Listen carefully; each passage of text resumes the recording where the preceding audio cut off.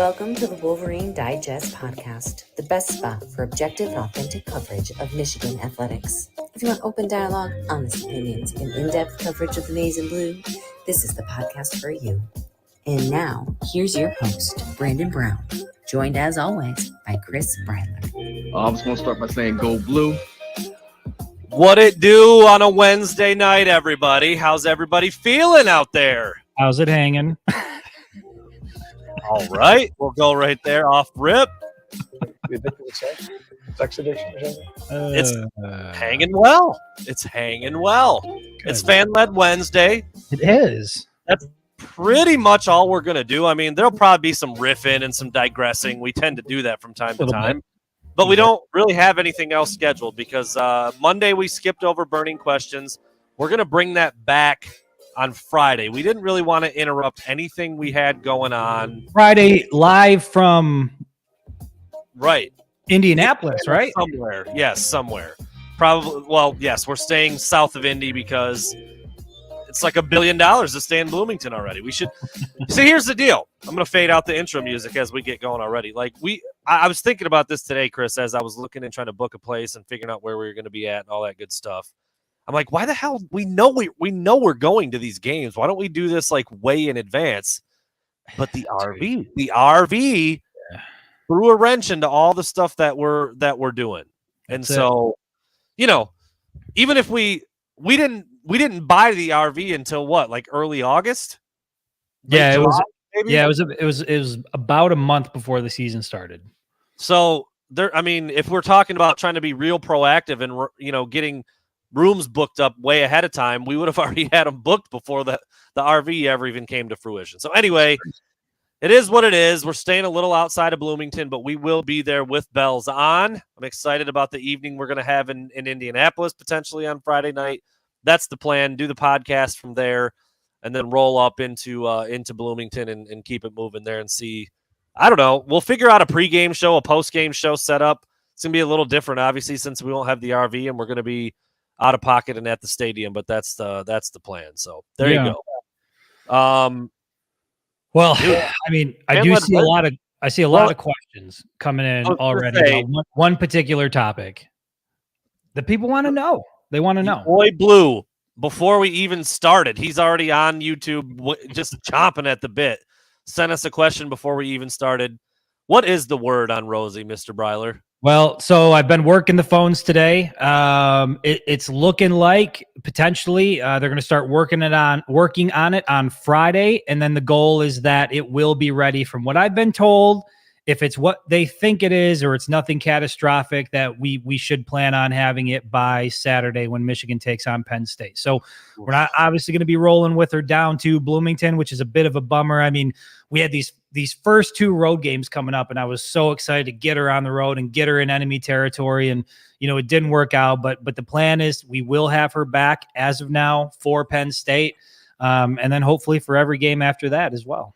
That would be ideal. Chris and I were talking on the phone today about what exactly, this weekend is going to look like and how the rest of the season could look. And we obviously didn't want to lose her at all, but we're thinking like, all right, if we can get out of here and just have the two games, yeah, it sucks that their two road games happen to have, just when this happened. Yeah. But, if we can hit 10 out of 12 with her, I'd feel pretty good about that. It's not bad. Yeah. I mean, we'd rather have her, batting 1,000, but it just didn't work out that way. So anyway, I wanted to throw this up real quick. Thomas Fighting. First of all, thank you for giving me credit for calling what I put up an article, because I think I wrote about one sentence. I think Brandon actually said there's no words necessary. That's just what I wrote. The video. I pulled it up to read. I thought it was going to be transcribed. I'm like, all right, let's see what this is all about. And it was like 2 sentences. So here's the deal. I have many thoughts when it comes to this kind of thing, transcribing and reading a written article. One, I hate doing it. Transcribing blows. Anybody in this industry will tell you that. And I really don't think, this is a fact. You can't convey tone and emotion and what it felt like to hear him say those words when you type them. I mean, every single word can be in there verbatim and, perfect grammar and all. It just doesn't hit you the way it hits you when you're in the room with him and he's speaking those words. And so it was twofold for me. One, I just don't like transcribing. I mean, that's part of it. I mean, everybody who's in this industry does it, and they'll tell you it sucks. But two, I just thought it would be way more valuable to just watch it. Just let him say it the way he said it to us when we were in that room, because I left saying that might have been the best press conference I've ever heard a player give. I mean, I've been doing this for 9, 10, 11 years now. I think it's the best at the podium experience I've ever seen from a player, and he's only been here a little over a month, and he's had this rocky past, and I thought it was incredibly powerful, and that he was just really, really good, and I wanted to put up as much of it as we can. This is where that stupid 5-minute limit blows, because he was up there for about 15, and we can only put 5 minutes of it up there. So I tried to leave most of the football stuff out, because the stuff that really hit everybody in that room was about his, a little bit of his checkered past, how he got to Michigan, why he's here, his grandmother, his maturity, just what he's done with himself. I just thought it was really good, man. So Thomas, appreciate that. Again, yes. Not an article. Great job with the Okie sentence. I'll take that, because that's more what it was. I did cut I edited the video. I added the titles. I'll take some credit, but no, obviously he was just really good, and I wanted to put as much of it out there as possible. Chris. Well, this is a fantastic question. Let's hear it. Frosted Tips will make their way to Bloomington. Oh no! I'm just now finding this out for the first time. So this is a go. This is a go. Okay, all right. This is a go. Holy shit! Frosted Tips in Bloomington. I mean, we're breaking news here on the pod. Frosted Tips will make their way to Bloomington. One Dawn Brown is going to hook that up for me tomorrow. Wow. Now, what is she doing? Is she doing the bleach? What is it? The sun in? How's it all going to work? No. I mean, look, dude, it's been a while, but it's like riding a bike. You don't forget. All right. I know how to do this. So does my mom.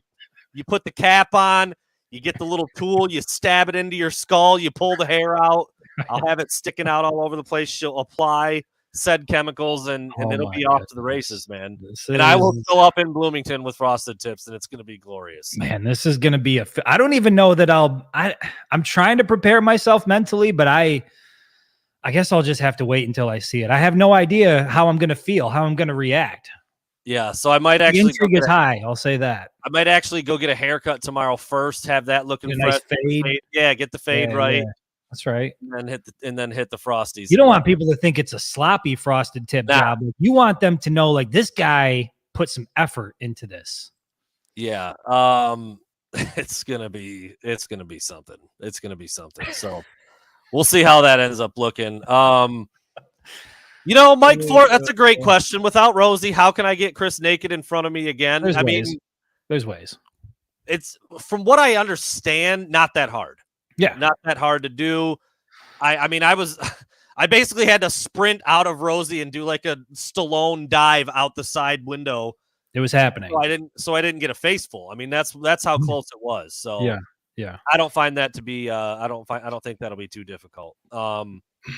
This is a question Chris and I were talking about earlier this week, because somebody asked at the press conference about Roman Wilson, and I didn't even know anything happened to Roman Wilson. And Chris, I think you were like in transit, maybe coming from the field up to the press box in Iowa, and neither one of us really realized that something had happened to Roman, but we both saw DJ Turner kind of go down. Maybe he looked like he banged his head. I don't really remember exactly what was going on, but there was nothing said about him at all this whole week. Nobody asked about him. Jim Harbaugh's not going to offer that up on his own, but I found that kind of curious that Roman Wilson was asked about and DJ Turner was not. I don't know. What do you think going into this one? I mean, dude, Indiana throws the hell out of the ball, man. They're going to need DJ Turner out there. Yeah, they will. I mean, they're obviously going to need, they're going to need their guys there, but it's always been a weird thing with injuries. I know that people are always so curious about like what's happening, what's the status, who's going to be available. And I'm just like, I know that we're, obviously more plugged in than the average fan and have some conversations and know some things, but just from a personal standpoint, like I'm curious, like as a fan, but I've never really felt the need to like just dig into the injury thing. I mean, if guys are going to be available, they're available. If they're not, they're not. It just seems like it's a weird place to be where you start to go after the health of somebody and try to figure out, if they're going to be available for a game when it has to do with their health. And I get why people do it. I'm curious about it as well. It's just people ask me all the time and it's the same answer. Like I don't have an answer because I don't ask and I don't care. Like if they're on the field, then good, we'll talk about it. And if they're not, then they're not, and Michigan will deal with it. Little slippery. It just feels a little like, I don't know. I'm not going to ask him about that. I will say, I mean, he wasn't obviously trying to hide it, but I think, maybe somebody, oh, we got something there. We got which one? Wow. We're just taking Is that it Emil Robinson? We're taking it nice and easy today with the sound. Should Andrel Anthony be starting over Cornelius Johnson at wide receiver? I know what Chris is going to say. It's a resounding yes for Mr. Breiler, even if he doesn't want to say it or not. A2, Andrel Anthony? Yeah. But Fletch, I think this is it. I think Cornelius Johnson is a better blocker.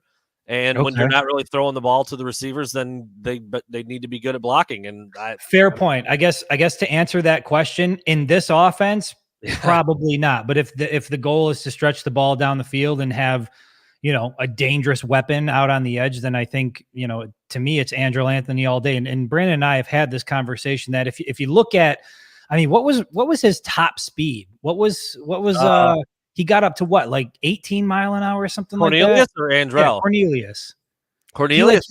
He had a top speed that was crazy. Over 22 miles an hour, which would have been like close to the fastest in the NFL last year. And that was like, that's not like a fudgeable like metric. That's like you either hit it or you don't. And on the 87-yard touchdown catch against Western Michigan last season, he eclipsed the 22 mile an hour mark, which is like, I mean, you're talking like Jonathan Taylor, Tyreek Hill, Jalen Waddle type speed. Like that's moving, dude. Like really moving. Yeah. And so, I mean, he's obviously talented and we've talked about it before, and it feels like he should be the kind of guy that like can go up and snag the ball out of the air and make big plays through the air. But I've been trying to think back. I mean, he's been out there for a while and I don't, he's made some big catches. Like I know on the flea flicker, I know that Cade McNamara hit him deep last year, but I don't recall Cornelius Johnson making any big time contested catches. And you can go all the way back to like J.U. Chesson, Mar Darbo, guys like that, like who have been playmakers on the edge. And he just doesn't really seem to have that in him. I mean, even in limited capacity, what Andrel Anthony did last year against Michigan State, to me, was more impressive than anything I've seen Cornelius Johnson do to date. And that's not necessarily, I'm not trying to knock the kid. I'm just saying, like, I look at those two guys and I think Andrel Anthony is the more talented of the two. Which is a little surprising. Why the hell are people talking about James Yoder in here again? What is this? I don't know. I can't even see it yet, which is a little surprising though, because Cornelius is, I mean, he's about 6'3", he's about 2 bills. He's obviously physical in the blocking game. It's kind of strange that he's not more of a, a 50-50 guy or a jump ball guy. Red zone guy, man. 2-step drop, throw it up in the corner and let him go snag it. Like you don't see that. Really make something happen after the catch. I don't know. Yeah, I mean, but again, the opportunity is kind of limited. It's not like he's getting 10 targets a game either. I mean, maybe we haven't seen really what he's capable of, but I don't disagree. I think a couple of the things we saw Andrel do last year in very limited reps, probably a little bit more impressive than what Cornelius has done to date. But that's not necessarily a knock. I tend to believe that every pass catcher on this team can do more than they've been able to show. We just haven't seen it. So anyway, CJ Frazier, I think it's a no-brainer, but maybe maybe Sharon Moore and Matt Weiss get caught up in the mix of Indiana throwing it 50 times and they say, well, we could do that too. I think it's Blake carrying it 30 times easy. Yeah, I mean, he's clearly on a roll. He's they obviously faced a really tough defense out in Iowa City, and Blake Corum just time and time again continues to come through for this team, and it's hard not to go back to that well when it's so consistent and it's so good, and there's nothing not to like about it. So if you're talking about what's most likely to happen, I would say Blake Corum carrying it 30 plus times is almost a given. Yeah, no doubt about it. And for people who aren't looking at the screen, I forget that sometimes. Question was, what's more likely, J.J. McCarthy to throw 30 passes or Blake Corum to carry it 30 times? I think it's Corum all day. Yeah, absolutely. Do I add the visor in with the frosted tips? Listen, hey, there's doing? people out there. Listen, I mean, how much tail are you trying to pull? I guess is what it comes down to. There are going to be wives in the vicinity, people. Like, you gotta just you can't just let a wild tiger out in the loose like that and expect not to have some collateral damage. So will there be a visor? I'm going to strongly advise against that. Full disclosure, I have a killer white Adidas football visor that would set off with my God, dude. Hey, Paul Dirks. There's another one. Another one. Let me find it. He didn't even ask a question. He just sent it in. Right. No question, Paul. Paul, if you got a question, throw it out, man. We appreciate the 10-piece, man. Yes, sir. If you got a question, absolutely. We'll get it. Really appreciate that. Thank you for that. Will they let me in with the frosted tips? Oh, they're letting me in, bro. They're going to roll out the red carpet for that. Are you kidding? You're going to be like, this guy really takes his job seriously. We should give him the best seat in the house. That's what's going to happen. I need to get a picture of you from down in up in the press box with like your tips glowing in the sun. That's against the window. Yeah, that's what we need. Yeah. No, I mean, apparently we're going to do a lot of frosted tip discussion tonight. That wasn't really my intent, but they're going to be in as long as they're in. I mean, in between haircuts, I'm not going to get rid of them. So Chris Apperson, I can't promise a month. I usually go about a month in between haircuts. So if that's about how long they stick around, then that is what it's such a foreign concept to me, by the way, that people go to barbers. Like people still go into facilities to get their hair done. Like I have not been in a barber shop since I was, I don't know, maybe a junior in high school. It's just weird to me. It's like rotary telephones. Like it's a foreign concept. So I see a few people. I'm not skipping it to ignore it, but I've seen a few people asking about Roman Wilson's status for the game, and Jim Harbaugh was asked about it, and Darren May, yes, he absolutely shot the question down. He's like, that's not my job. And I'm like, are you sure? I kind of thought maybe it was your job a little bit, but anyway, no. Screon coming through. Screon always coming through with that 1999 piece, dude. Love it. Let's throw it up there. Is it reasonable to hope for JJ's stats to be more impressive, like 2 touchdowns, more than 250 yards, hit a deep pass or 2 against Indiana? I'll tell you what, I don't care who the opponent is. I think that's the ballpark he needs to be in every single week. Yeah. Here, let me elaborate on that, because there's some numbers that I want to pull up that were put out a little bit earlier. But it's certainly reasonable to hope for that, especially against a team like Indiana. There's no question. I was going to say Indiana, they throw it a lot. Their passing defense is not very good. Penn State's passing defense is not very good.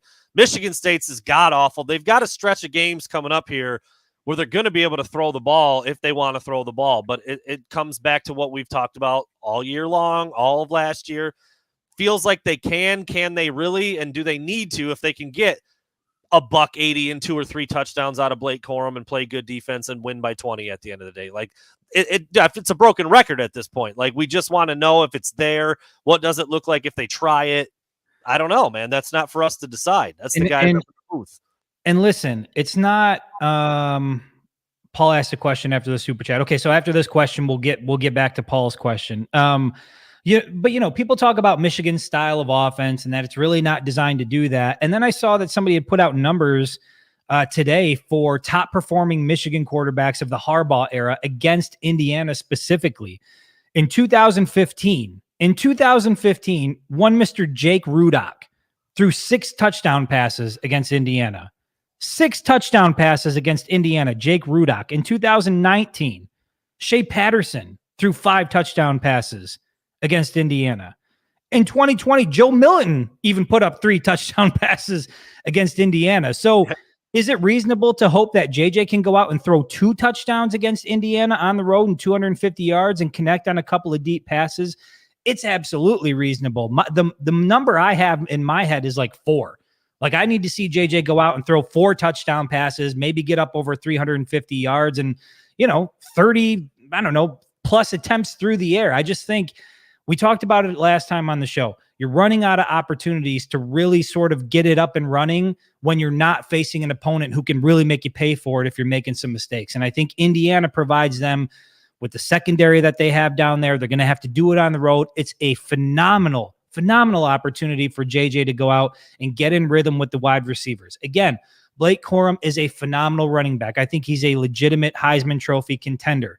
All that being said, he's a known commodity, and you know what you're going to get from him moving forward. This passing game is still largely a big question mark. It looks good. You see that, you go down the roster, you're like, shit, there's a ton of talent there. And it's all potential, but none of it has been realized yet. It's close, but they're still misfiring on some things that I think they need to get cleaned up. And if you don't do it against Indiana, then you're really hoping to figure some things out against some tough opponents. And I just think that puts Michigan in a much tougher place. Paul Dirks, really good question. This is like a 200 or 300 level question. It's not something Chris and I can just bullshit our way through. Luckily, Chris was giving a very thoughtful answer before. I looked it up. I got you. How does this year's turnover differential compare to years prior nationally? Is there concern there? Thanks for the great content. Now, I didn't go back a bunch of years, but how about we look back just at last year, the best year they've had in a decade or 2 decades. Obviously, new DC, new personnel, Ojabo Hutchinson. We know all that stuff. And Michigan took very good care of the ball last year, and they appear to be doing the same thing again this year. So pretty comparable in a lot of ways. Last year, Michigan finished the season +2, and this year they're +4 so far. So that's kind of where what the DBs have been talking about earlier this year, what Steve Clinkscale has been talking about. While Michigan did take very, very good care of the ball last year, they also didn't really take it away from teams that often. So I think they want to up that number. They want to get their hands on the ball. They want to recover fumbles. They want to make picks. And so far they're doing pretty good. I mean, I think I just glanced at it as I was looking up the stat. I think the leader is +16 or something, way up. So Michigan's they're if you're plus in the turnover margin, you're good. You're doing solid. But Michigan is down the list a little bit, in the 50s, I think, if I'm not mistaken, off the top of my head. So there you go. And we got another one. We've got Lee Brand, 2 of them. Really appreciate it. Shadyville, no question. If you've got one, throw it in there. We'll get it. Lee Brannon, donation for Rosie and for the Frosted Tips. I mean, look. They're already coming back. I'll take it. They're already coming back. Are coming back. I don't mind coming out of pocket for that. I mean, a small price to pay. I did think that my lifelong Frosted Tip budget had been capped, but apparently not. Apparently at 38 in 2022, I'm going to dip back into the. It's not done yet, folks. Not done. I'm going to find out whatever I spend on this little kit that I got to get tomorrow. I'm going to try to extrapolate back to how long I had the tips and how many times I did this. I bet I've spent thousands on the tips. Can we do it live on a show? I feel like we should be having a conversation while your mom is doing all the hair stuff. I feel like it should happen on the show. That's not a bad idea. She could be behind you. She could be doing the stuff. Oh, yeah. You could just be, it would be perfect. We did try to go live when you had your tattoo. We fully intended to, but the signal wouldn't cooperate. So this is very good. Chris Fields again saying Shadyville did get his question in the super chat. Again, I can't see those on my side. So let me find her down here. Randall Doris, in the meantime, yes, we are coming to the Rutgers game. It's just a matter of, we're anticipating we're going to be there in Rosie, but yes, we will be there. That's not really a question. Shadyville, are you asking or are you just putting something? I mean, we can discuss it. Oh, it's an over-under. My bad. Okay, I didn't see the question mark. I was just kind of looking real quick. All right, so over-under, J.J. McCarthy, 17 completions. Over. I'd say over as well. 224.5 passing yards. Over. I'd say over as well. Those aren't very big numbers, neither of those. 225 is that's a pretty good. I don't know if you have any experience in handicapping, but I like that number. You'd get a lot of people to go both ways with that one, I think. Blake Corum, 107.5 rushing. Over, but he does it in 13 attempts. Dude, way over. I think you could use some work on that number right there. And then Ronnie Bell, 67.5 yards. That's another good one. I like that one too, where that's at. That is close. You know what? I'm going to take the under on that. Only because I'm looking at guys like Luke Schoonmaker and some of these other weapons that are out there. And hopefully everybody gets the opportunity to touch the ball. But I don't think it's a crazy number. Not at all. Ronnie Bell certainly has it in him. But again, wide receiver number 1 through wide receiver number 8, they all have that in them. So yeah, I mean, if you're going to pick one guy, Ronnie Bell's not the bad one to go with. Yeah, that is pretty good. That is pretty. What is it? What is it? I just saw a very, very winning comment from one Sean Bennett.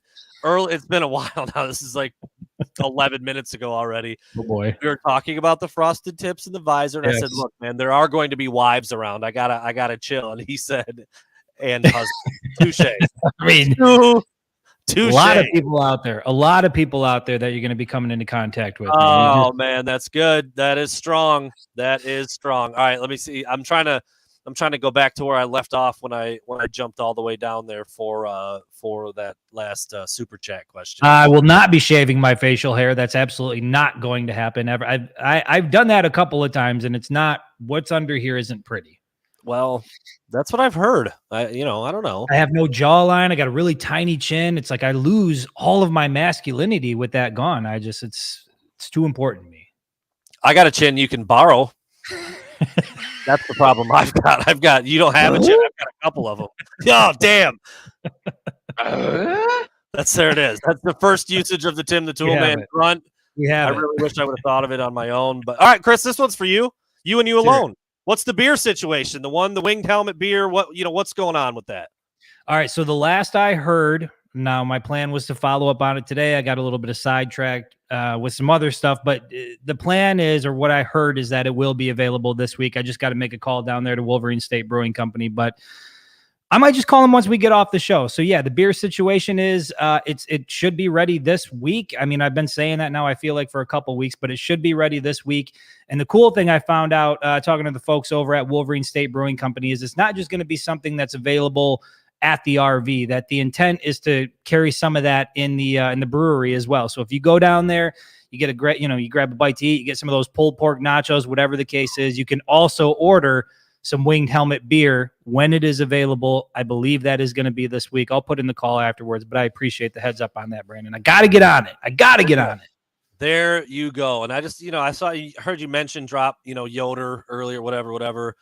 Yoder's drop. Yoder has never dropped anything, including his testicles. All right. Never a thing. Nada. Nothing. Okay.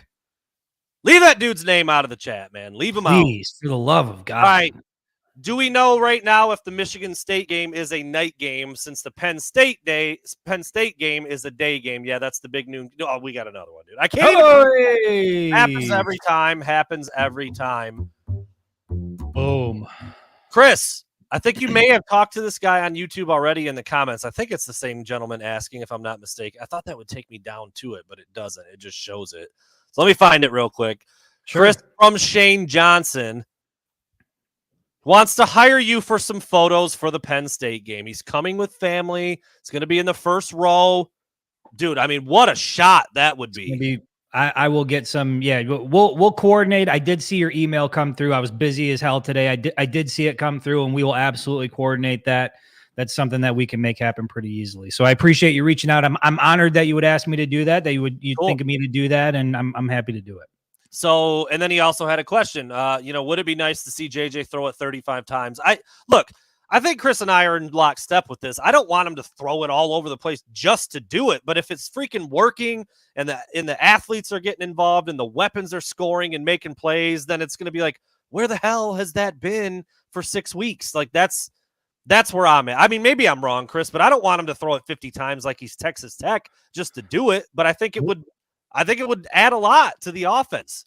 Yeah, I wouldn't hate it if that's what happened. I mean, I think when you do something like that, and again, we're beating a dead horse here because I feel like we say it all the time. But when you do something like that, people are like, well, you don't want to put this on film. You don't want to put that on film. Listen, if JJ McCarthy goes out on Saturday and carves up Indiana and throws the ball 50 times and throws 6 touchdowns, it's going to be all over SportsCenter. It's going to be all over the highlight reels everywhere. And everybody's going to know now that is also part of Michigan's game. Now, you say whatever you want about Indiana's secondary. They're still going to give them a fight. And if you put that on film, I think it puts Michigan in a better spot because it gives opponents something to think about. And right now, like I said before, I think the biggest thing you got to worry about with this Michigan offense is Blake Corum. And if I'm the opposing defense, I'm doing everything I can to shut him down and daring, I want to know, can JJ McCarthy hit a deep ball? I believe he can. But can he do it in a game consistently? Can he do it when it counts? And so far, we haven't really seen much of that. So if you're not going to do it against Indiana, now you're in a situation where you're trying to do it against Penn State, Michigan State, and then eventually Ohio State. And this is the weekend to do it. If you're going to go out and throw it 35, 40 times, no better weekend to do it than this one. Another donation came in there, Chris, from CS. Hey, Buckeye friends are telling him that Mayan Williams is better than Corum. They think he thinks they're lunatic thoughts. All right. Mayan Williams is better than Blake Corum at eating sandwiches. Dude's going to look like a guard in about 8 years. And, that's probably what I would say back to them. I'm kind of a smart ass, got a bit of a sharp tongue. No, look, I actually remember Michigan offered Mayan Williams. I talked to him maybe once or twice when he was in high school. Good back. He's effective, but he's not as fast, certainly not as fast. The vision's not there. The wiggle's not there. He does a good job at falling forward. He's strong. He's not the receiver that Corum. I mean, like, Mayan Williams could not go back and return kickoffs like Blake Corum did if his life depended on it. I mean, they're very different. Ohio State's really talented. They got a lot of stuff working around him to open up the running game. But dude, if Mayan Williams was at another place, like, he's not going to be that special. If Blake Corum's at another place, he's special. I think that's a pretty easy argument in my opinion. I think if you took every other fan base in the country and made them watch film on both guys, it would be unanimous. I think the biggest question is, CS, why do you have Buckeye friends? No, like, what's up with that? Like, that's the issue here. Like, they're going to say dumb shit. Like, you just got to deal with it if you're going to keep those folks as friends. All right. Got another one. Bang. Going down to Quinn Olanik. I don't know. However you say your name, dude. I hope I got it close to right one of those times. How many sacks does Michigan get on Saturday? Over under 5. That's a pretty hefty number, and Michigan hasn't been getting to the quarterback with regularity. But, I mean, dude, Connor Bazelak might throw it 50 times on Saturday. So, what do you think? I mean, that's a big number, dude. But when I said it, what'd you think? I'm going to go under. I'm going to go under just until I see. We obviously saw right out of the gate that, it was 7 or 8 week 1. I can't really remember what it was. And then there's been sort of a steady decline since there. They're obviously capable of doing it. But until they do it again in Big Ten play and they have that kind of afternoon, I'll say under, but I could see them getting 4.5 sacks. Absolutely. I think that's again, when I talked about, being a handicapper, I think that's a pretty good spot. I might shift it down to 4.5, so there's no push. It's either over or under, but that, it's a nice beginner number, 5. Okay. Well, you can get a half sack, right? Well, that's true. I guess with sacks there, that's fair. You can get the half sack. Is that another one, dude? Another one from your boy Blue, always coming through. Another consistent. Appreciate you. I would go under just slightly as well, Chris. I mean, 5's a pretty big number. Yeah. They're going to have a lot of shots at it, dude. I mean, Indiana throws it more than literally everybody in the country. So we'll see what that looks like. Your boy Blue, I'll find it, but I'll read it first. Boys, my Buckeye brother gets married this Saturday. Any jokes for the best man speech? Wow. This isn't typically an area we step into. Depends. How much do you like your brother? Well, there's some. What kind of parameters are we working with here? I mean, hold on a second. So I'm seeing multiple strikes here. He's a Buckeye. He's your brother, and he's getting married on Saturday in fall. So I'm not. There's multiple strikes here. I guess I would probably ask, Mrs. Buckeye brother if she's certain that she wants to get into a situation like this, because that's 2 pretty big strikes right there. He's a Buckeye, and he's having a wedding on a fall Saturday when Michigan is playing. What is up with that? What is the deal with people doing that? I don't understand it. I see the Zeke reference right there. Maybe, my brother's going to be eating it like that. I mean, I don't know. I mean, I don't know can we say that? Can we say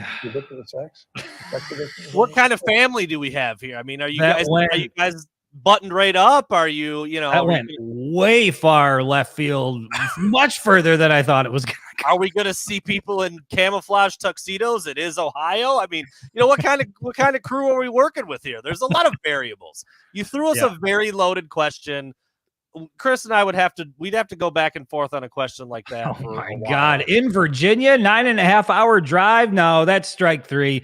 I don't know. Listen, I don't know what you're going to say, but You got to go in on this guy. You got to cut deep because that is 3 egregious mistakes right there. You got to drive 9.5 hours. He's a Buckeye, and he's getting married on a Saturday when Michigan's going to be out there with J.J. McCarthy slinging the ball all over the field against Indiana. Do you still own a pair of board shorts? What the hell are board shorts? Well, I guess not. You know, they're like they've got the flower pattern. There's no elastic in them. They kind of tie up, and they kind of, you know, back when you were, you know, you had a physique, you know, they'd hang a little loose, and you didn't really care, type of thing. Come on, I don't know that I ever owned a pair. I had a lot of cargo shorts, ton of cargo shorts. I mean, dude, there were some shorts that I had that had 37 pockets. Yeah, I mean, a pocket for everything, for any and everything that could possibly happen to you. There was a pocket for it on those shorts. You know what they say? You know what they say about cargo shorts? I don't know. Well, you didn't enjoy my last comment, so I think I'll keep that one to myself as well. All right, I'm not trying to show like this. I'm not trying to show like this 19-year-old tan-bodied young man on the beach. Jesus Christ, are we getting another throwback picture? Dude. Oh, that's not you though. That's not you. No, I never had those. They're kind of lengthy. They're I don't know. They're terrible, but they were real popular around the time. Dude, you throw on a visor, white, upside down, backwards, frosted tips, white shell upside necklace. Down visor, backwards. Are you holy kidding? Shit? Are you kidding me? The tan that you've been working on for about 3 months to go down to Panama City and a pair of board shorts. I don't even know how to process what I just heard. A backwards white visor upside down. Can't even walk down the beach, my friend. Yeah. Can't do it. It's hard to walk down the beach when you're getting your ass kicked. That's all I'm saying. Oh, I actually saw this one earlier, and I like this. I am a betting man, Mike Londo. He is a betting man. Am I sprinkling Blake Corum for the Heisman at plus 1,800? Look, that's a great number. Those are great odds. I'm not, because you've got to have like bunkers numbers to win it as a running back. Yeah, it's a quarterback award. It has been for a long time. I know Devontae Smith won it, a couple of years ago. It's always going to be a quarterback award first. So while you throw a 5-piece on it and call it good, like you're not going to make or break anything with that $5, but it feels like a donation to me. I don't know. I mean, I'd love, like Blake said it the other night himself. He said, it's cool being on that list now. It'd be even cooler if it was at the end. He kind of said something like that. Yeah. And he's right. And it's hard for running backs to kind of stay in that mix. I mean, well, let's, as much as we all enjoyed it as Michigan folk, Kenneth Walker didn't even make it to New York last year. Is Blake Corum going to have numbers like that? Maybe, but it's tough, man. It's tough to do at the running back position. So yeah, I think that's where I'm at. Like, obviously we think very highly of him and we know what his talent is, but from a national perspective, it's about numbers. It's about stats. Like, there's so many more elements to Blake Corum's game in terms of what he brings from a leadership standpoint, mentality wise on the field, like all of that good stuff. Like, he's going to have some pretty gaudy numbers to actually take home that trophy. But yeah, I mean, I think Brandon would be typically all over odds like that. It doesn't take much for Brandon to throw a little bit of money at anything, gambling wise. He's constantly pulling up parlays. Like, look at this. It's a given. It's a done deal. And when they're happening, I'm getting screenshots of like check marks and everything. It's like, it's hard for me to keep up. I missed out on one the other night that was real. You see, here we go. Just pouring money into these parlays. The Rams just couldn't lose by 13 or more. The Rams. That was the one I told. Wait, we had a disagreement. We spoke very specifically about that, right? Well, but you read it wrong first. You were like, that's a lot, man. I was like, no. The Rams just can't lose by 13 or more. Right, which changed some things. Okay, so yeah, but it just goes to show, dude. Like, Vegas knows. They know what they're doing. They know. They're not in the business of losing money. Oh, I think I was going to mention this earlier, and I kind of cut myself off with, I don't know, maybe a donation or frosted tips. I'm not really sure. But I saw Caden Colsar getting out of the vehicle at Schembechler right during the middle of like availability with a monstrous apparatus on his leg and on crutches. So that was substantiated pretty quick that he is indeed injured, and all reports are that it was an ACL and that he's done for the year, which blows, man. I mean, like, he wasn't playing a lot of regular snaps on defense, but he's been described as the captain of the special teams. He's, a reserve returner. He's had several block punts. He gets guys lined up, ton of energy there, good at covering kicks.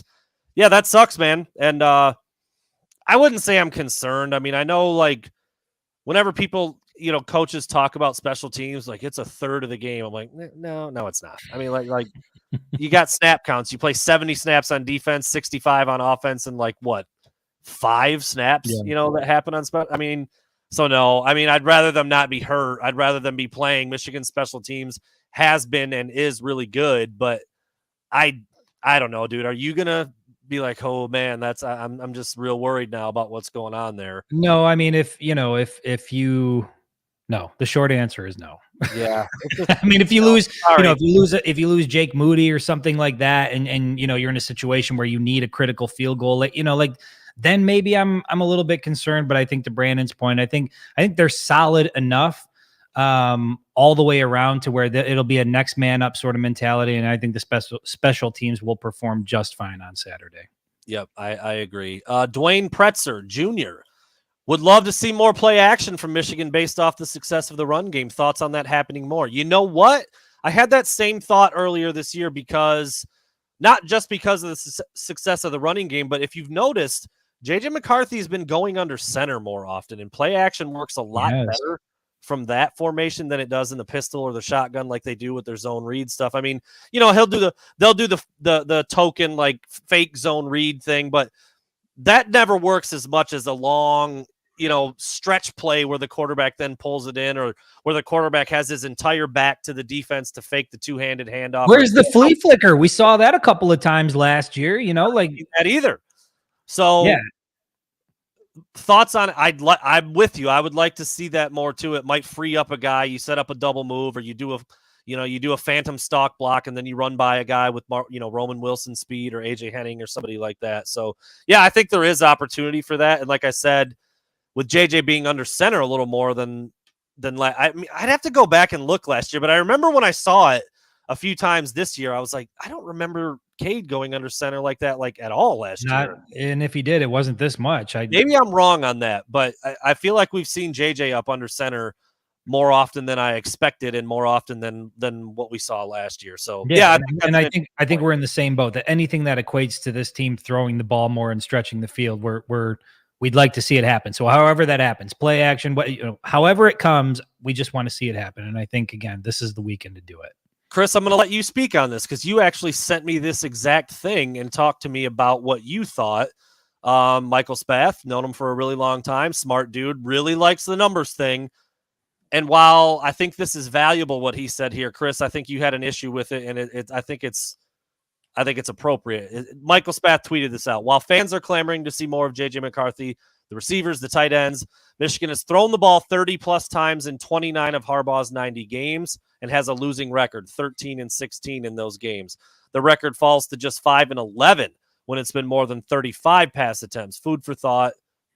So what is your food for thought on that, Chris? My food for thought is that it's completely irrelevant because none of those teams mentioned had J.J. McCarthy, and none of those teams mentioned had 8 wide receivers who are capable of doing what they're doing, plus a guy like Donovan Edwards who can come out of the backfield and get 177 yards reception. So, I mean, yeah, great numbers, interesting statistics, has nothing to do with this team this year and what they're capable of. And so you recruit, listen, if you're not going to let a kid like J.J. McCarthy go out and spread his wings and do what he does best through the air, then I'm just not so sure why you even need to recruit 5-star quarterbacks. To me, like a high 3-star, like a 4-star, certainly quarterback can do very well in this offense. You can hand the ball off to talented running backs and you can sort of play within the system. But I guess for me, the reason why you go out and you try to land a quarterback like J.J. McCarthy is because you value what he's able to do through the air, and he should be allowed to do that. Again, it doesn't have to happen every single game, but at some point you got to let the dude go and ball out, especially if he's capable of it. And I think he is. You know what? I also think the first thing I thought of when I saw that is like, well, we all know Jim Harbaugh's approach. He wants to run the ball. He's proven that year after year after year. So my thought is, well, they're throwing the ball 30 plus times in games that they're losing. Like, so the fact that they ended up losing those games where he's thrown it a lot is like, well, they were throwing it a lot because they were losing the game, and then they ended up being L's anyway. So he said they've thrown the ball 30 plus times in 29 of Harbaugh's 90 games. Harbaugh has 24 losses at Michigan. I'd be willing to bet, without going back and looking at all those, that most of those 29 games that they had to throw because they were losing the game already. It wasn't like a plan that they came in with. I think that's the more relevant correlation, is that we know that they don't throw the ball a lot unless they kind of have to. I mean, they never come in just airing it out. That's never been the way that Jim Harbaugh's approached things. So I don't know, like you said, that's a pretty good number and something interesting to look at. But I'm with you. I mean, it's so different year to year. You've got how many offensive coordinators littered through that list? I mean, like it's kind of apples and oranges in my opinion. Listen, if Jake Rudock can go out and throw 6 touchdowns against the Hoosiers, then surely JJ McCarthy should have the opportunity to throw 4 or 5, right? I mean, this again, it's not asking for a lot. And there's examples of it happening during the Harbaugh era. Should we be concerned that Michigan's prevent defense is giving up so much yardage?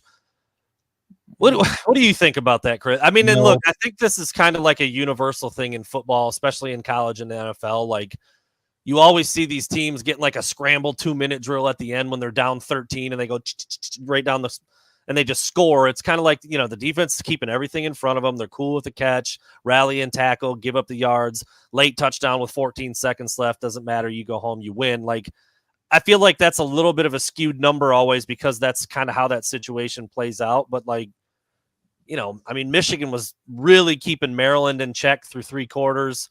Iowa didn't score that late touchdown until Michigan was pretty much ready to get on the bus. I would say not yet. Here's what, maybe I would say it this way. It's not so much the prevent defense, but there does seem to be a pattern where like they get to a point in a game, they feel comfortable with where they're at, and then it's like, okay, let's just try to manage the lead we have now. There's not that killer mentality where it's like, all right, now we're going to break their neck. So that concerns me a little bit, because we saw it happen in Kinnick when Iowa scored a touchdown. You're on the road. You're in a tough environment. The fans are getting into it. It is possible to put yourself in a difficult situation. We saw it against Maryland. I know that people want to say, well, the score was really this, but the reality is if Maryland gets that onside kick, they have the ball with about 40 seconds left and a chance to either tie or win the game. And that's not a spot you want to be in if you're Michigan and you're going after, bigger and better things like a Big Ten championship and a spot in the college football playoff and maybe even a national championship. And so when you start to play at that type of level and you're in those types of conversations, I think it's important that you put teams away and you don't give them the opportunity to sort of crawl back into it. And I know that people are like, a lot of times, you guys are too critical. You need to be a little bit more happy with the result. And it's like, I'm happy with the result, but I also expect Michigan at this point to be legitimately competing for national championships. It's not about Maryland. It's not about Iowa. It's about the bigger stuff than that. And it's about proving that they can do that. And so, yeah, there's a bit of a concern that there's not that killer instinct where when they've got a team down and they've got them on the ropes, now it's time to really light it up and put them away. I said that exact thing in that 3 up, 3 down article. You gave Iowa late life when they had none, and It didn't hurt them. But, I mean, Chris, you said it, the way it felt down there. If they score a touchdown, that place is going bananas. And that's how you get bit in the ass in a game that you should have had. I mean, you see it every week in college football, man. I mean, it's not like a weird thing that only happens to Michigan or something. I'm with Chris, man. You got to put them away, man. Killer instinct, whether it's the prevent defense or taking in the first and second quarter, it's 4th and 1 at the 41-yard line. Jim Harbaugh's going for that. Yeah. Do the same shit in the fourth quarter. Like, that's your team. That's your identity. That's how good you are. That's what you can do. Go win the game, not try not to lose. Like, I've always that's been a Michigan thing since the Bo years, man. I just sent Chris a clip about it today. There's a play circulating around on Twitter. Jim Harbaugh playing at Indiana. He kind of wheels out. He throws the ball down the field, touchdown.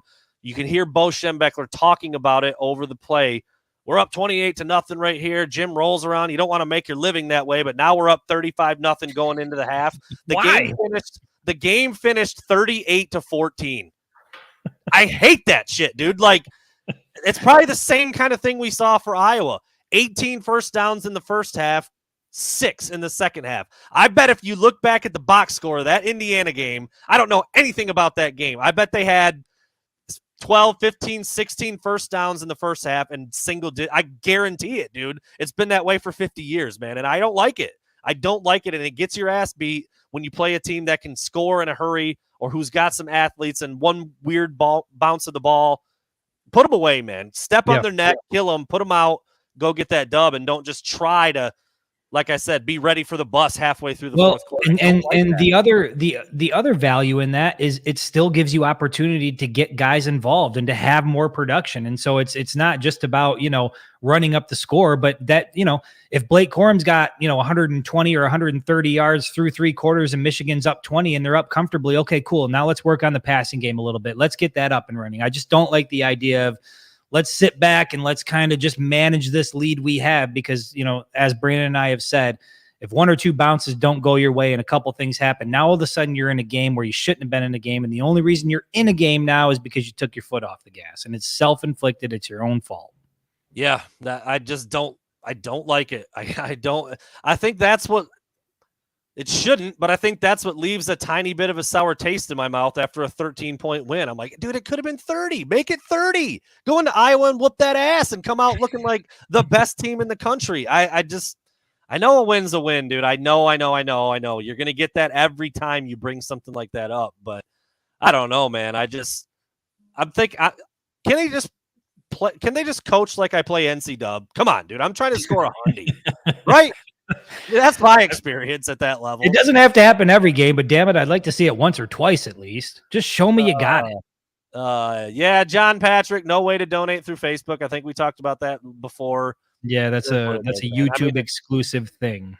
Not necessarily saying like get over there, donate. But no, that's a built-in thing through YouTube. So I think this is a pretty good question. We'll call this a 200 or 300 level question, maybe, because I think this narrative does get pumped up a little bit, this saving something for different things. Usually it's about the offense. But T-Mac McClain, after watching the difference between the first half and the second half performance of the D-line against Iowa, do we think there's a concern, or have the coaches been holding the dogs back and playing conservative and then turning it on when they need it? Because he said he was concerned at halftime, but then they went nuts in the second half. You saw some pressures, some sacks from Mike Morris, Yabioki, things like I think it's what I've always said, man. I don't subscribe to this like holding things back. I really don't.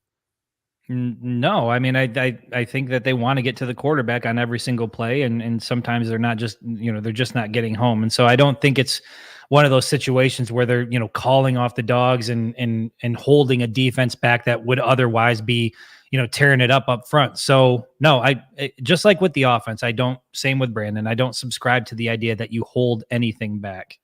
Sorry, I was a little bit distracted by Kent V's comment. Honey, shut the hell up. The guys are on. I love it. Absolutely. Appreciate you, Kent. The guys are on. He's got his phone propped up at the Applebee's there. Honey, please. I can see it now. And by the way, that's not a dig. I love the bees. All right. Before somebody gets in my shit about throwing Applebee's out there. Endless boneless wings, the cheese sticks. Give me Come a break. on. All right. Do we see AJ Henning having a breakout game with Roman potentially not playing? His offensive snaps have been limited this season. I mean, first of all, speculation. I don't know if Roman Wilson's not playing or not. Again, we kind of found out he got dinged late last week. I didn't know that something was wrong, but we'll see. We'll see what his availability is like. And I mean, yeah, he would make the most sense, right? I mean, they're similar in build. They're both, kind of speedy, like in space kind of guys. If Roman Wilson's been the kick returner back there, I would make a guess that maybe AJ Henning would be next in line to do that. Maybe not. We'll see. But I think that's reasonable. And I've been saying it for over a season now. I think AJ Henning needs to play more. Whenever he touches the ball, he seems to do something pretty good with it, and he just doesn't play that much. I've been saying that for a while now. Yeah, I mean, no, I would, I'd like to see it happen, but probably not. I'll just leave it at that. I mean, does he have the potential to do it? Yes, absolutely. But, based on the first 5 weeks, it would be nice to see, but I think it's going to be, again, a steady dose of Blake Corum and tearing it up that way. Yeah, that's a safer bet, I think. Are we taking the Blackhawk to Bloomington? It's funny. That should have been part of the whole sponsorship deal with the National Guard. Look, if the RV goes down, we will get a Blackhawk out there to get you from point A to point B. I mean, I need to get on the phone. I need to renegotiate a couple of things. I didn't even think about transportation. We either need Hummers, tanks, Blackhawks, whatever it is. If we're stranded there on the side of the freeway, I need to be able to call the National Guard and say, hey, we need some wheels over here or some choppers or something. I think it was one of the first jokes Chris and I were kind of making as we're stranded on exit 19. We're like, we'll just bring the Blackhawks in like right here, set them down. Come down on the line. Yeah. I mean, it was funny then, like 48 hours later when we could smell each other from 50 yards away. Not so funny. We just wanted to get out of there. But no, we made that joke. We're like, we need to get Johnson on the horn, man. We need to get somebody out here. Send in the frogmen, dude, to go get Breiler and Brown, man. They're stranded. No man left behind, dude. No man left behind, damn it. Yeah. But no, we will be in Bloomington just like a couple of schmucks, man. Just rolling up in a car. just in a regular vehicle. Same thing as everybody else. But no, we're glad we're gonna make it at least this week. Yeah. We can say that pretty confidently. But nothing special for this week in Bloomington. Let's see. Looking for some more. This is a big question, kind of a broad one, but I like it. Devontae Coates. Do we say Michigan is now an elite program? I mean, that word gets thrown around a little bit. I mean, if you're PJ Fleck, elite, he just wakes up in his sleep and yells it out. Probably in all waking, whatever. His energy is elite. I've had a couple jokes. I don't know. You addicted to sex? Sex addiction? I was going to go there again. I'm going to chill on the PJ Fleck doing that. Whatever. Goodness. All right.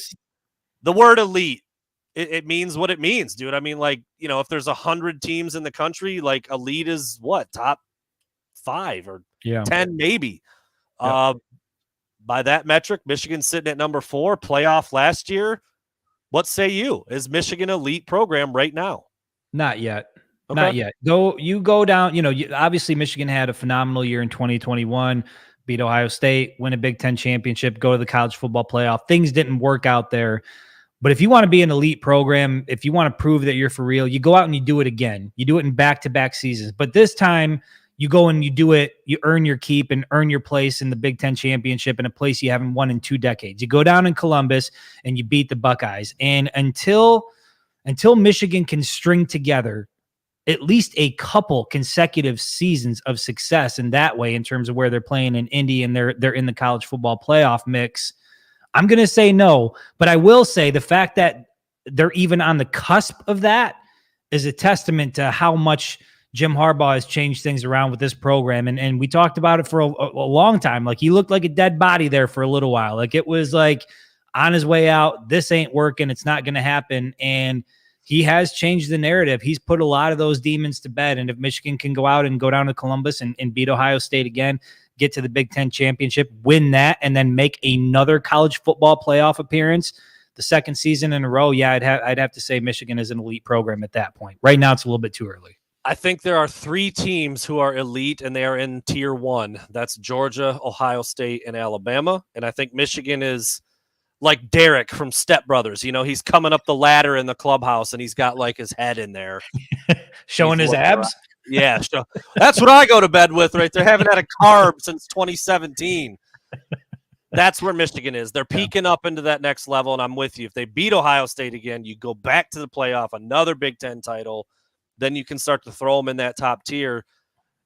Then you wonder about, like, are there sub tiers to the tier 1? I mean, like, we saw what Georgia did to Michigan last year. I mean, like, it was pretty apparent. Well, that's the thing. You can't, you want to be elite. You can't just get to the college football playoff like Michigan State did, some years back, get over and get your ass kicked by Georgia. Like, when you get there, you also have to look like you belong on the stage with those teams. And so I think that's part of the process. Is Michigan got further than anybody thought they were going to get in 2021. And now you got to go out and you got to do it again. But this time, when you get back there, you got to look like you belong on the same field with the Georgias and the Bamas and be able to play with them. And I can't say, even as big of a fan as I am of this team, you put Michigan on the field with Alabama this weekend, I don't know that.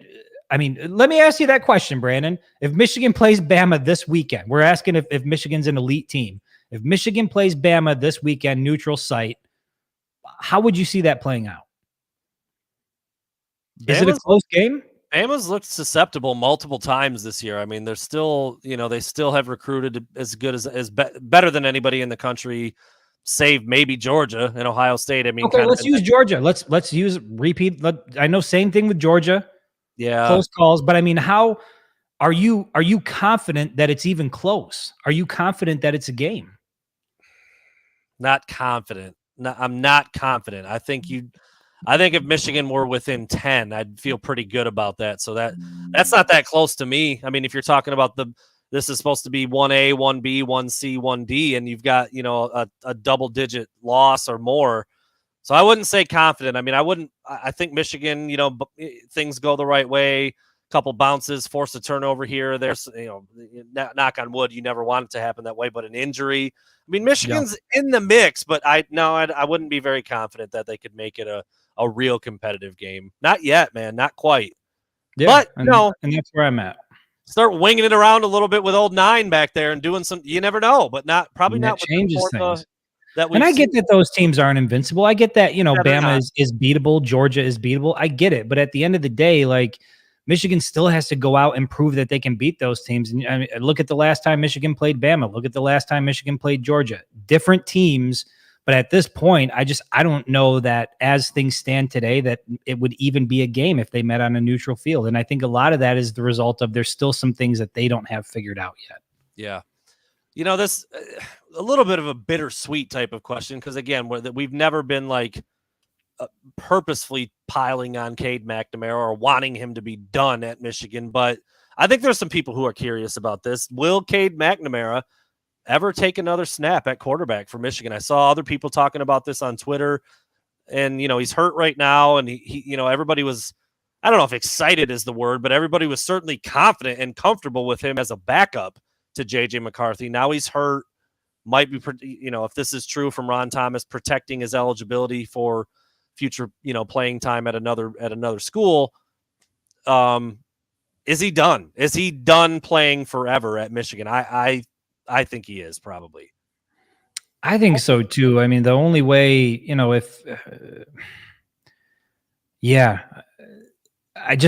because he's a captain, if he was able to come back and he was able to play, I think there's something to the fact that it would mean something to get him back on the field and to see him back out there. And even though you and I believe wholeheartedly that this is JJ McCarthy's offense, I can tell you this is not how I wanted to see Cade McNamara's career potentially come to an end at the University of Michigan. I mean, if you go back and you look at the way he started and then the injury, it's about the worst possible start to a season you could have thought about if you were Cade McNamara. So there is a part of me that wants to say no, because I do want to see him come out. I do want to see him get his flowers and have a positive end to, his Michigan experience. But I mean, in reality, things like that don't always happen. And if I were, if you pushed me in the quarter and said, is he done?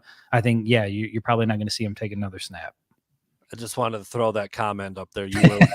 I love it. What up? The guys are on. And listen, here's Uncle Mike.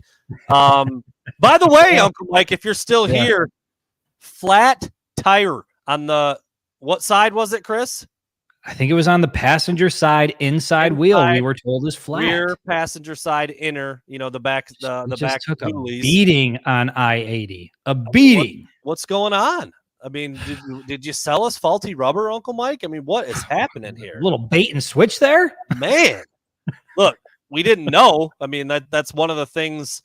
Felt fine. Out having dualies on the back because we didn't even realize that one was flat. But anyway, he says we need an onboard mechanic. Look, I would love to have an onboard mechanic, Uncle Mike. Get down here. We take off early. We're ready to roll, man. We got room. Bring your tools. Bring every single part that we may or may not need, just in case. NBA Live on NBATV.com. Blocked. Yeah, I saw that shit pop up. Watched a tiny bit of the Pistons preseason game last night. Didn't get to see much. Was out and about. Dude, would people really wear Exit 19 shirts? That's hilarious. I mean, that is a devoted group of people. There would be like a core group of maybe 6 of us that would rock them, and 3 of them I'm related to. Well, Chris and I have talked a lot about how there's shirts that we want that we would certainly wear just for our own, I would love to have a shirt on that just said rats when we talked about digging through the trash at the bowl game and things like that. Did we talk about that? Oh, we talked about it. Yeah. Yeah. Cause not my finest moment. We not our finest moment. Yeah. Didn't know they'd be I wish we could pull the security cameras from that evening just to watch Brandon and I waist deep in trash cans looking for memorabilia. Chris is on the floor hugging a wrapper of aspirin that Jim Harbaugh opened in his office, just smelling it. What should I do with it? What do I do? Is this trash? One man's trash. How can I just leave this? Another man's treasure. All right. I got I'm coming back. All right. So Chris is fixing up his echo real quick. We're at an hour and 5 minutes. I'm getting close here to current question, like real time. I mean, I told you guys we love the interaction and the support on Wednesdays. It's been a smash hit since we started doing fan-led Wednesdays. And it's so much so that I'm literally answering and pulling up questions from like 30 and 40 minutes before the actual time. But it's 8:09. I'm now at questions around 8:05. So I'm catching up a little bit. And that usually means that we're kind of fading out here a little bit. And that's all right, because we're already north of an hour. Chris, how you feeling over there? It happens quick, man. It happens quick. I didn't even know we were north of an hour yet. Yeah, I mean, it doesn't take long to get through these when we're answering question after question after question. And so we really appreciate that from you guys. Look, I mean, dude, there's 5 or 6 people who would rock an Exit 19 shirt. I mean, someone would ask, Uncle Mike would wear one.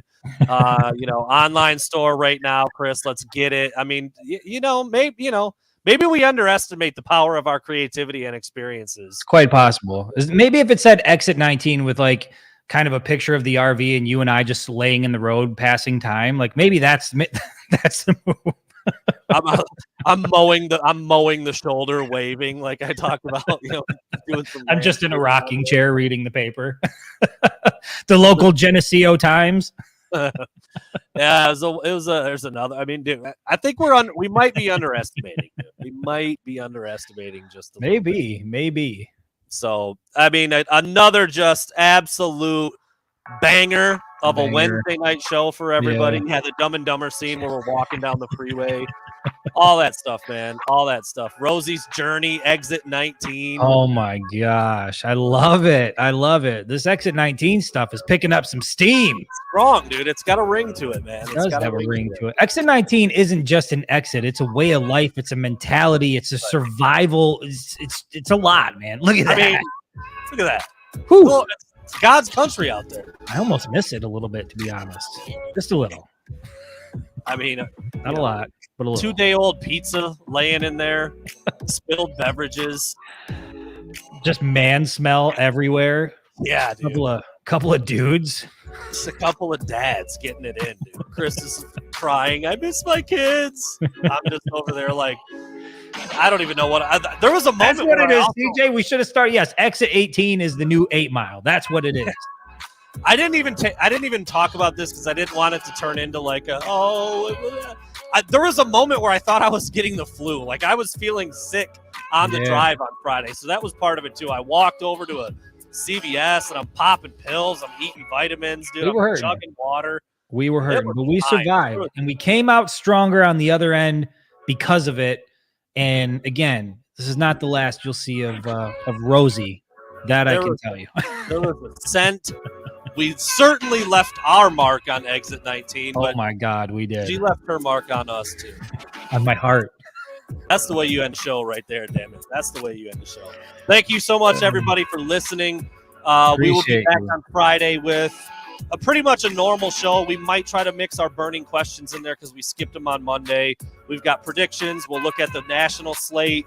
We'll do our over-unders, all the stuff you can look forward to on Friday. And, that's going to be from somewhere in the great state of Indiana as we head down to Bloomington for Michigan's matchup with the Hoosiers. No, he knows. He's right. He got it. I don't Sean Bennett, you know. Do understand. I need to pull up the picture again?